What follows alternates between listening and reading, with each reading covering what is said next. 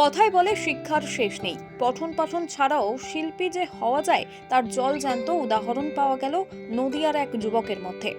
গত 4 বছর আগে বিদ্যালয়ের সরস্বতী প্রতিমা তৈরি করার জন্য আগ্রহী হয়েছিল স্কুল ছাত্র অতনু বিশ্বাস। সে শান্তিপুর তন্তুবাই হাই স্কুলের ছাত্র।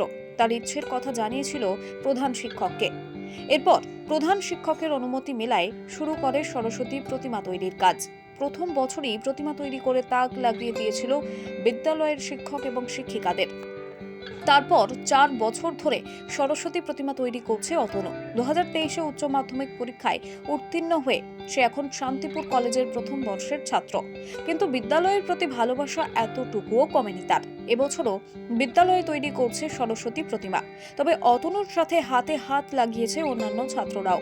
এখন দিন রাত এক করে প্রতিমা তৈরির কাজে ব্যস্ত অতনু সহ তার সহকারীরা।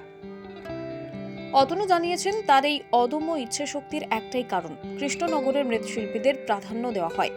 সেখানে শান্তিপুরেও স্বনামধন্য অনেক মৃৎশিল্পী থাকলেও তাদের গুরুত্ব দেওয়া হয় না। গত 4 বছর ধরে এবার দিয়ে 4 বছর ধরে প্রতিমা করছি স্কুলে। আচ্ছা, না, একদমই নাই। এটা করে পেশাগত বা এটা অ্যাকচুয়ালি বলতে গেলে নেশা আমার। বছরে 2টো প্রতিমাই করি, একটা বাড়ির দুর্গা ঠাকুর আর স্কুলের প্রতিমা। আর তার পাশাপাশি পড়াশোনা করি। তারা তো খুব খুশি কেন, বিদ্যালয়ে অ্যাকচুয়ালি কথা বলতে গেলে পুজোটা একদম ছাত্রছাত্রীদের দেয়। এবার ছাত্ররাই ঠাকুর তৈরি করছি, ছাত্রছাত্রীরাই প্রতিমার সাজসজ্জা। এবছর এটা আকর্ষণ রাখছি আমরা যে বিদ্যালয়ে সাজসজ্জা নিজেরাই করছি। এই যে ঠাকুর তৈরি করার চিন্তা ভাবনা তোমার মাথায় কি করে আসলো? চিন্তা ভাবনা বলতে গেলে এক কথা বলবো কৃষ্ণনগরে। যেহেতু কৃষ্ণনগর দেখবেন শান্তিপুরের থেকে কৃষ্ণনগরে ওরা বলতে চায় যে মাটির যে পুতুল ওরা তৈরি করে শান্তিপুর থেকে নাকি ওরা মানে এগিয়ে থাকে। এবার একবার পেপারে পড়েছিলাম, বর্তমান কাগজে বা আন্দোলন পত্রিকা যখন এটা হবে, যে শান্তিপুরের নামে এটা কী বলবো, খুব বাজে ভাষায় তারা একটা প্রকাশ করেছিলেন। শান্তিপুর হয়তো কাপড় দিক থেকে এগোতে পারে, কিন্তু মৃৎশিল্পীর থেকে না। কিন্তু সেই থেকে আমার এই ভাবনা, মানে অদম্য জেদ তারপর থেকেই। হ্যাঁ, কেন শান্তিপুর তার শিল্পের দিকে থাকবে, মাটির দিক থেকেও শান্তিপুর উন্নত, সেটাই আবার পরবর্তী সময়।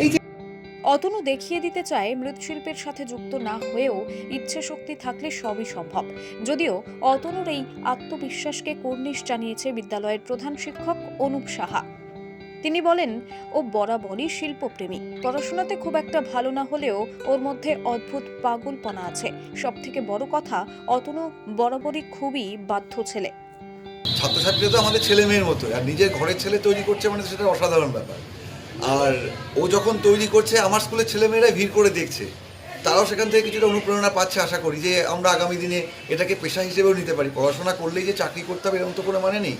যেখানে সবাই চাইছে যে একটা কারিগরি শিক্ষার যাতে উন্নতি হয়, এটা ওদের এক ধরনের কারিগরি শিক্ষা। শিল্প তো একটা শিল্প, সেই শিল্পটাকে যদি ওরা আগামী দিনে এগিয়ে নিয়ে যায়, এর থেকে তো বড় প্রাপ্তি আর কিছু নেই।